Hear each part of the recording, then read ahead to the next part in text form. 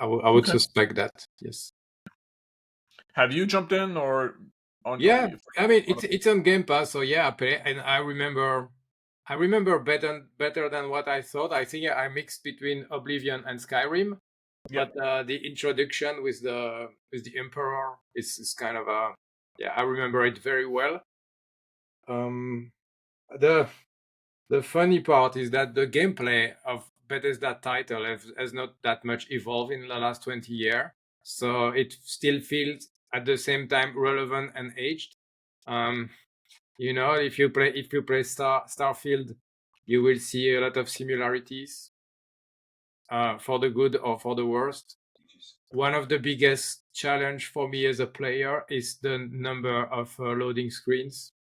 It's an open world, but for any simple smallest shack or little house, there is a loading screen, and that's always an opportunity to stop playing the game. So I think this is still a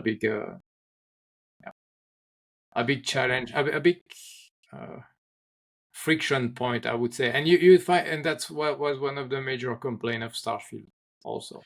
So it seems like it's not the if you remember when Blue Point did the remake of of Demon Souls. Mm-hmm. That was a completely different game almost. Because it was a remake. Yeah. Oh, this one is just a remaster. Yeah. That explains a lot. That Yeah. explains a lot. It's more of a visual remaster because they are using the Unreal Engine 5 for the visuals. Yeah. But they kept the older engine for like the back office of the game. All that's happening in the Mechanics, the backend. feature Yes, sets. the backend, the progression system and things like that. I mean, I from a think visual, sorry, Mano, from a visual point of view, it looks amazing. yeah, absolutely. And I was thinking about I was reflecting on why is it better than a Starfield, and I think there is a big challenge with anything that is futuristic or space exploration related. It's like having a lot of planets doesn't make it more compelling. Sometimes it's just better to have one or two planets very well detailed rather than trying to explore the galaxy, because it can feel very quickly repetitive somehow. So yeah, I think that's why Heroic Fantasy is doing so well when it comes to RPG, open world RPGs, and they are still the best ones around. It's because you can relate to the environment. These are forests, these are woods, these are cities. Yeah, I don't know if you make it right. I think this is still the best setting. It's not my favorite setting, but I think it is the best. Yeah. And speaking of RPGs, Mm-hmm. the number 2 item on your numbers list, Yeah. the talk of the town, Yeah. Clair Obscur Expedition 33. Game of the year number 3. Okay, Manu, and you know what's interesting? There's this Korean gaming event called G Star, and I'm helping them out. Find Yeah. speakers. And like immediately they reached out today, like, "Hey, can you find us somebody to come and speak from the studio?" Yeah. But yeah. So first of all, can you be kind, because I think last week we just went through it pretty fast. Of what is Clair Obscur, and why does it matter? So it's an RPG similar to the JRPGs, but it's done by a French studio. Okay. The environment, the music, the tone is very French. I mean, the introduction happens in some version of Paris where you see the Eiffel Tower. It's very, very polished from a character design, from a story, from a music, from everything. Is basically there is a clear vision about that game, and a great execution. I think also from a technical standpoint, it's really good from what I've read. You see, the guy looks like Robert Pattinson. If you know the actor, it's not him. Like I don't think it's his brand, Oh, but that it's very nose. much inspired by him. Okay, It does, yeah. It and looks very similar.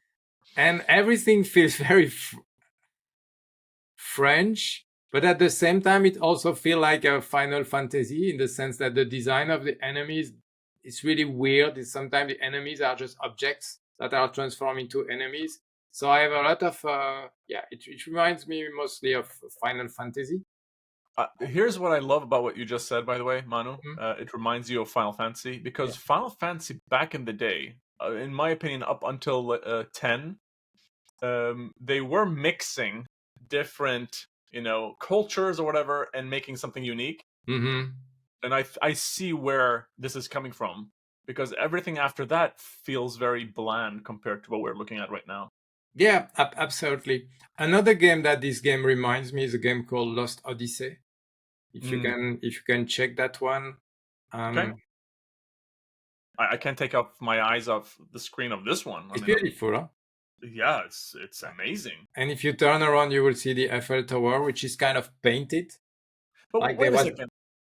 Who is this studio? it's a new studio. I mean, it's a studio that has been working on the game, I believe, for more than 5 years. Yeah, The marketing around it is like these are ex Ubisoft developers, but I think this is not really. This doesn't define them that much. They don't even have wiki page right now. Um, yeah.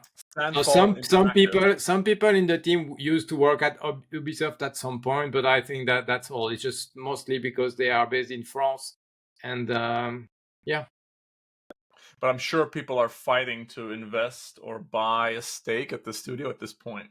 yeah, most probably. And the publisher is also on a good streak. If you look at the publisher, If I um, go back it's two steps Kepler, here, click on Kepler, Kepler. yes, absolutely. They've released another good game recently. Yeah, Sifu. Then if you go down, Scorn, that was a go good game. down. They are behind Rematch. Okay, we discussed about Rematch recently. Ah, well, Rematch is also the Sifu people, right? Yeah, absolutely. Yeah, Yeah, but I think it's quite. that one is As a good. publisher, they have Pacific Drive also, who had some hype last year. Pacific Drive. Pacific Drive. Oh yeah, yeah. I know Ultros was really cool as well. Chia was Uh, not bad as a kind of a oh yeah, that's the one. casual open world game. I don't Oh, know. I feel good about this publisher, to be fair. I think they are picking up the right titles, yeah, and they're being specific. maybe Clair Obscur is gonna be their breakthrough release. Um, yeah, I guess I need to it invite works. Alexis Garavarian. I hope I'm not Absolutely. butchering that name. Yes. Alexis, if you're listening, reach out to me. Yeah. Okay, but, you were mentioning. Sorry, if I go about Claire, you want me to look at another game that reminded you of it? Which one? Lost Odyssey. Lost Odyssey gameplay. Hmm. Ah, this one. Yes, I remember this one. This Yeah. one is PS4, right? Yeah. It's a no, if not three. It's a No, no. sorry. This is yes, 360. I think this was an exclusive to 360. It's a Yeah, Microsoft. potentially. It Yeah, was again a game similar to Final Fantasy, but not a Final Fantasy. I don't even yeah, remember who was the publisher or the studio. yeah. But it felt like Final Fantasy, but different from it. And I remember I had very good emotion about the game when I played it back then. Yes, for me. And this is the same with Clair Obscur. I'm playing it slowly because I don't want to consume it too quickly. Um, there are a lot of very interesting twists compared to the traditional Final Fantasy formula. And I think it's about that, you need to be true to your ambition and your vision. You need Yeah. to have a great execution, and you need to come with something that might not be 100% innovative, but you come with a twist, and you come with some tweaking in your gameplay, or an angle that's different. I think the angle here is also the French element. It's not, you don't have many games based in Paris or in France, so I think there is this refreshing setting, to be fair. I will add, Manu, that this seems like to be a studio that is below 50 people. Yeah, there is about, they claim about 33 people, but this is excluding obviously third parties doing testing, voiceover, and things like that. Probably on the Art. creative side, yes, absolutely. Yeah, yeah, yeah. But I'm really impressed. Like we said before, it's the talk of the town. Yeah. And yeah, congratulations to the team. I mean, this is absolutely something to look to keep on the radar, so to say. And I personally I tried it on the Game Pass, and then I bought it, the deluxe edition, as a support to this kind of initiatives also, because I believe this is a very talented studio and we want to see more from them. So if as a gamer you want to see more of that kind of game, I think this is how you can act. Manu, you just did something terrible to me. Oh, you're buying it. I am, yes, and it's only $50 Yeah. where I am. Mm. But there is no deluxe edition or no like special edition. No, There is a deluxe edition, at least There on is? Steam. Yeah. No, I mean physical. Ah. I was looking for that, but there is a normal edition at least I can buy. Oh, so you missed the collector edition, which is now selling for like €1,000 on eBay. What? Okay. I won't put that much money into it. No. But I mean, if you felt like the game would be good, you would have bought the collector edition. This is Which is like which is you can't find it anymore. But I think yeah, it's gonna be back go like hotcakes. Anything no collector about that title. Yeah, 700 you can find that. $700. Yeah, I see it on eBay now. Yeah. This reminds me of Batman Arkham Asylum. Mm-hmm. Oh. Nobody paid attention to that game. Nobody cared, and then boom, out of nowhere, like weeks before it launched, it exploded. Yeah, absolutely. And in this case, they don't even have an IP, right? They're just starting from nothing, and because we talked about it last week, we fear that Oblivion would cast a shadow on this one, but I think this one has already found its own hype. And as I also put at the highlight of the newsletter, this is potentially one of the highest ever user review ranked game ever. Because not so long ago, the Blue Prince was the highest now, right? And this one just no. So so you have professional reviews, Metacritic score, and then you have user review. And here we are talking about user review. But on top of that, yes, I think it's the 2025 highest Metacritic score so far. So it as we discussed, I think offline, after 4 months, we already have like 3 to 4 solid games above 90 Metacritic score. Yep. We had Split Fiction.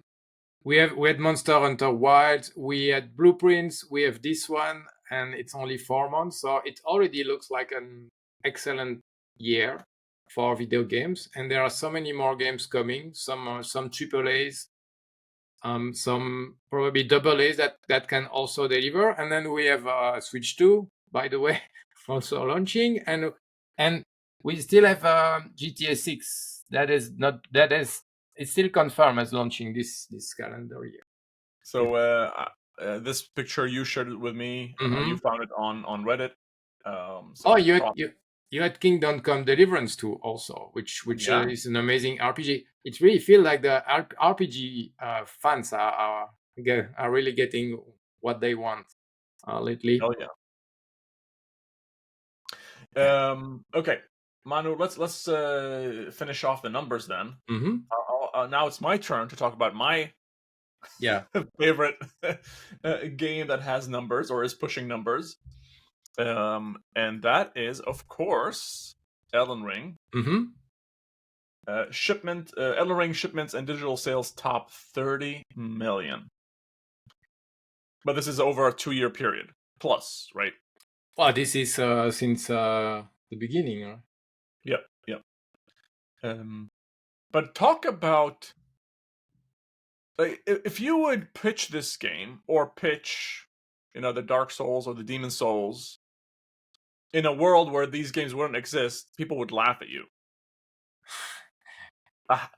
Like, how did they do you? Maybe it's too hard of a question to ask right now, but what do you think was the reason for them to be able to break this barrier of, if you would look at this game on face value, you would say, yeah, this is just a hardcore, quote unquote, hardcore game. But then you turn around and 2 years later, okay, 30 million people. or sales. Don't underestimate the core players.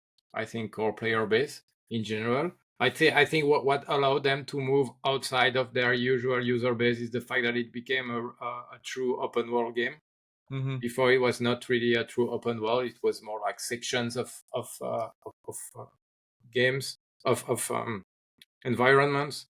So I think that unlocked an additional audience, a more casual audience somehow.